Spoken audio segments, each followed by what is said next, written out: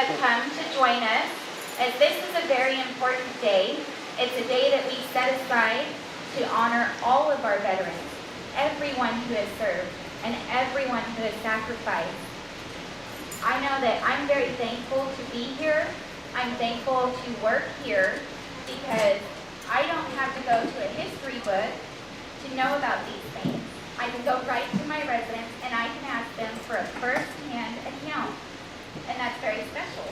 I'm very blessed to have that opportunity, and I'm very pleased to introduce my veterans.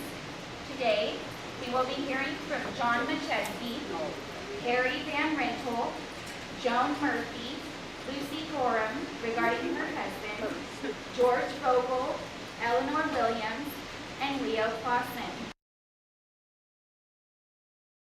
First of all, I'd like to salute you, members of the greatest generation that ever lived.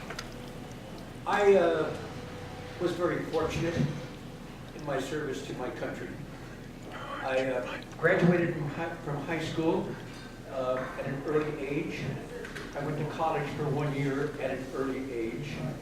Then I decided I had had enough, and I decided to go into the service, and I wanted to join the Marine Corps. So I went down to the Marine Corps, my friend and I, looking at all these posters on the wall, and he's sitting behind his desk watching us, and we ran out of posters and we bumped into his desk. So he said, "What do you want? What do you kids want?" And I spoke up and I said, "We want to join the Marine Corps, sir." He said, "How old are you?" I said, 17. He says, "Go next door, the Navy is signing up kids." Well, I followed his orders. When I joined the Navy, and when I was in boot camp in San Diego, the boot camp for the Navy was right next door to the boot camp for the Marines. And I used to watch the Marines over there. They were on anti-aircraft patrol. This was before the war started, by the way. They were on anti-aircraft patrol. When they were out in formation, they looked up to see an airplane taking off from Lindbergh Field. They looked up at the sky to see the airplane. They were automatically put on airplane detection. They had to stand out there and hold a rifle for hours on end. And I said, "Thank God I did not get into the Marines." Anyway, as it turned out, it seems like my whole career was with the Marines. I was with them at Guadalcanal and other places in the Pacific. I was with them in Korea. And I'll have a short little vignette I'd like to share with you about Korea. The winter times in Korea were fierce. We had Mickey Mouse boots that we had to wear to keep so our feet would not freeze. We had special gloves that we had to wear. I was in charge of 4 Korean doctors, and we were way beyond the main line of where the fighting was going on. They were educated in Korea. The best Korean doctors were those who were educated in Japan. And of course, the best Japanese doctors were educated at UCLA. So you can see what I was faced with. I had never seen peritonitis. My interpreter ran up to my bunker one time and said, "There's a problem down in the sick bay." So I went down there to see what was going on, and this guy, belly was ripped open, and it was a pretty sad mess. And I asked, I said, "Well, how do you know that he had appendicitis you were going to operate on?" He said, "Well, that's what I was taught."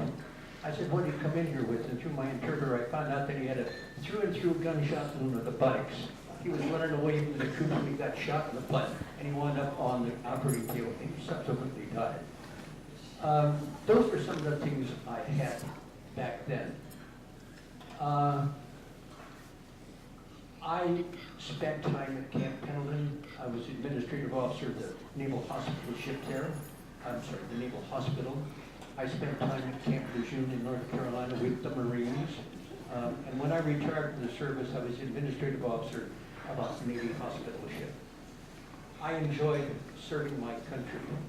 I had a lot of acquaintances. I had 4 friends, and only 4. And a friend is someone you never have to bring up the subject to. They already know what you're thinking. I was blessed by having 4. Anyway, I'm here with you, and before I leave, I'd like to share a story that happened this year in the United States with the Jimmy Doolittle Raiders. You remember them? Jimmy Doolittle Raiders, the B-25s that went to Japan and everything, right after Pearl Harbor. Every year after World War II, they met and had a convention, and they went to different places in the United States. And they decided to have a ceremony. And they had a big bottle of brandy. They had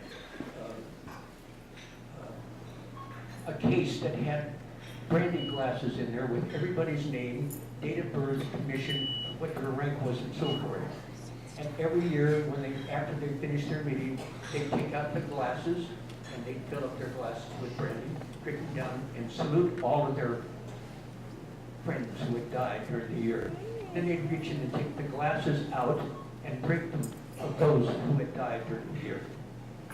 This year, there were only 2 people left. And they were mulling over this problem, what they should do about next year. One of them was going to survive, perhaps. One of them was not, perhaps.